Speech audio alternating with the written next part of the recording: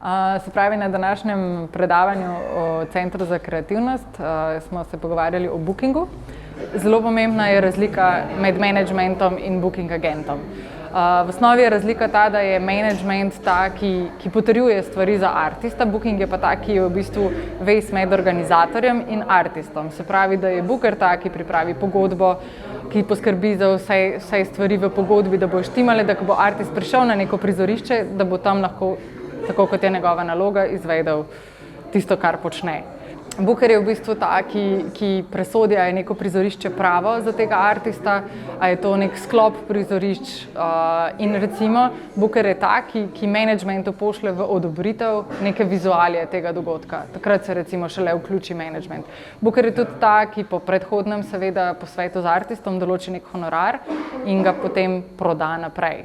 Se pravi, da je booker nekdo, ki ima neka navodila, ki jih naredi zato, da je artist na koncu srečen, da se mu ni treba s tem ukvarjati. Se pravi, artist posreduje bookerju svoj tehnični rider, booking pa v bistvu rabimo zato, da uskladi vse z organizatorjem in da vse štima takrat, ko pride na neko prizorišče. Ja, v osnovi je booker ta, ki najprej si reče, ok, to je ta artist, paše v neko to pa to prizorišče in si recimo naredi nek seznam, pripravi neke osnovne stavke, kako bo nagovoril nekega organizatorja in se pravi, skuša zagotoviti čim več špilov, da temu lahko potem recimo rečemo turneja. To je neka prva faza, čisto taka groba prva faza. Nato se pa začnejo te malenkosti usklajevanja, se pravi, da se ti nastopi zgodijo tako, kot se morajo. Booker mora poznati band, s katerim dela, se pravi, česa je ta band zmožen, a to govorimo o 4 ljudeh, ki lahko sedejo v en kombi in se peljejo 10 ur brez prestanka, ker so pač, ne vem, recimo vsi zmožni vožnje. In temu v bistvu prilagodi mesta, skozi katera se potem band premika. Hkrati mora recimo booker lahko priporoča, ali je to neka mogoče PR agencija, ali je to nek lokalni promotor, ki pomaga, se pravi, ta koncert narediti tak, da bo potem tudi obiskan na koncu. Tudi to je recimo naloga bookinga. Se pravi, booking agent išče neke ključe, kako bo nekega organizatorja prepričal, da je to band, ki paše k njemu v njegov prostor.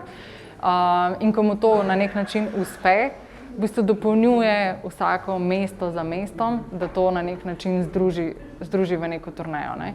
Pri tem pa obstaja pol ful enih stvari, na katere mora booking agent recimo opozoriti artista. Ne vem, če potuješ na Balkan, da rabiš karnet. Artist mora biti obveščen o tem, recimo kakšen je v bistvu nek stroškovnik turneje, se pravi v smislu a rabi vinjeto, se pravi, kakšni bojo neki potni stroški, ki nastanejo, kje bo band prespal, kaj bo jedel na poti, se pravi, ali artist mora vedeti, a ga recimo v sklopu tega nastopa čaka mogoče kakšna večerja ali ne, ali ga čakajo sendviči, da se lahko ustrezno pripravi.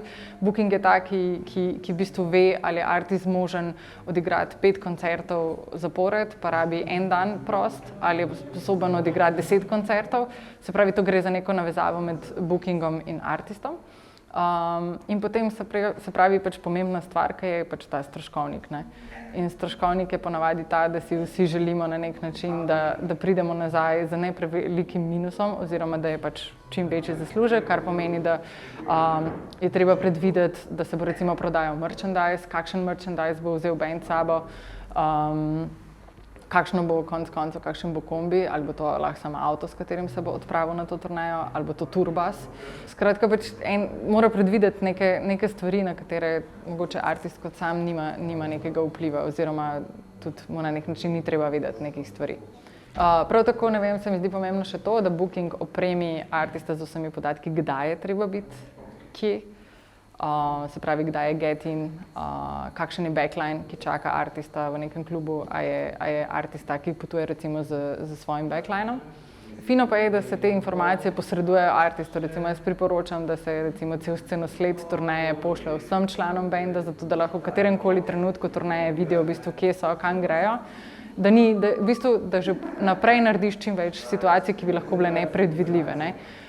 Recimo lahko se zgodi na poti, da ti poči šipa na kombiju in recimo to je ena stvar, ki na nek način jo lahko mogoče ne predvidiš naprej, ampak se je rešiš z tem, da preveriš, če je bil kombi zavarovan. kje lahko določene stvari popraviš. Skratka, gre za enih takih minimalnih stvari, ki se lahko bendu v bistvu zgodijo na poti. Ne? In nek izkušen booker bo lahko ene te situacije predvidel in jih pač na nek način že vnaprej rešil.